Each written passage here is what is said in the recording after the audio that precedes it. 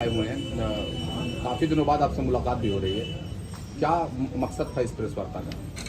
सर्वप्रथम तो गोरखपुर की प्रेस के साथियों को बहुत बहुत धन्यवाद कि वो हमारे बुलाए से यहाँ समय पर पहुँचे। हम ही देर से हैं।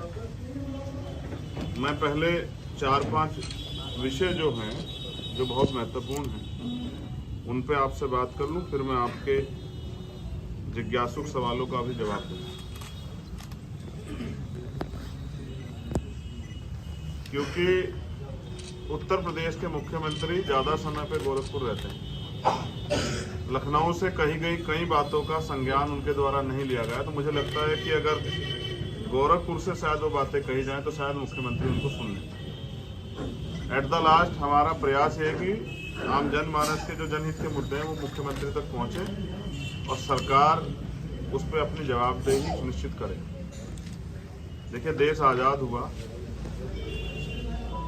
आज़ादी से पहले जो व्यवस्था थी, जो गरीब था वो गरीब था रहा, जो अमीर था अमीर रहा। संसाधनों का वितरण जो है वो सही तरह से नहीं।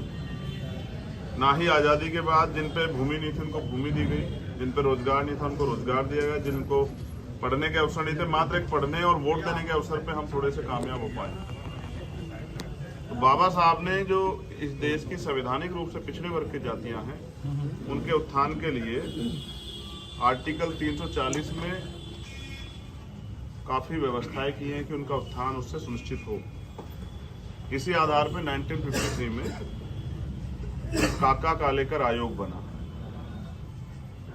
इनकी सिफारिश से किन्हीं कारणों से वो वहां उस समय की मौजूदा सरकारों ने वो ना मानी ना लागू की। आयोग बना, आयोग ने अपनी रिपोर्ट पेश की, लेकिन वो लागू नहीं हो सकी। इसके बाद 1978 में बीपी मंडल जी की अध्यक्षता में पिछड़े वर्ग के लिए मंडल कमीशन का गठन हुआ। 10 साल में उन्होंने अपनी रिपोर्ट दी।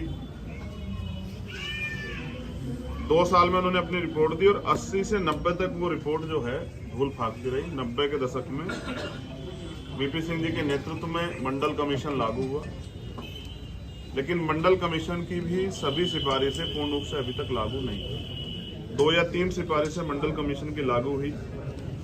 मंडल कमीशन के जरिए पिछड़े वर्ग के समाज में आरक्षण की व्यवस्था के अनुसार उनको आगे बढ़ने का अवसर मिला। सरकारी नौकरी और शिक्षण संस्थानों में उनकी भागीदारी पर्याप्त हो, इस उम्मीद के साथ मंडल कमीशन आया था, जो कि नहीं हो पाई। पिछले लंबे समय से हम लोग इस पर रिसर्च कर रहे थे किस तरह से उत्तर प्रदेश में निवास करने वाला जो पिछड़ा वर्ग है, जिसकी आबादी लगभग 55% है, उनमें जबकि उनकी आबादी 50-52% 31 की जनगणना के अनुसार थी, लेकिन फिर भी आज 55 से ज्यादा है। 27% आरक्षण उनको तब दिया गया। उस 27% आरक्षण को भी ठीक से उसका अनुपालन नहीं हो रहा। इस कारण से जो अति पिछड़ी जातियां हैं, जैसे तेली, कुम्हार, पाल, नाई, भुर्जी, कहार, कश्यप, झीमर, बढ़ई, राजभर, तमोली, भाट, हलवाई, दर्जी, बिंद, भर, चौरसिया, नोनिया, बिंद, मल्ला, केवट आदि ऐसी सैकड़ों जातियां हैं जो बुनियादी अवसरों से वंचित रह गई। क्योंकि अब माननीय सर्वोच्च न्यायालय ने भी 2022 में जो आरक्षण की 50% की कैप थी उसको खत्म कर दिया है। तो हम वर्तमान की सरकार जो है केंद्र की और स्टेट की जो डबल इंजन की सरकार है, जो ये पिछड़े और दलितों का हितैषी होने का वादा करती है, हम उस सरकार से मांग करते हैं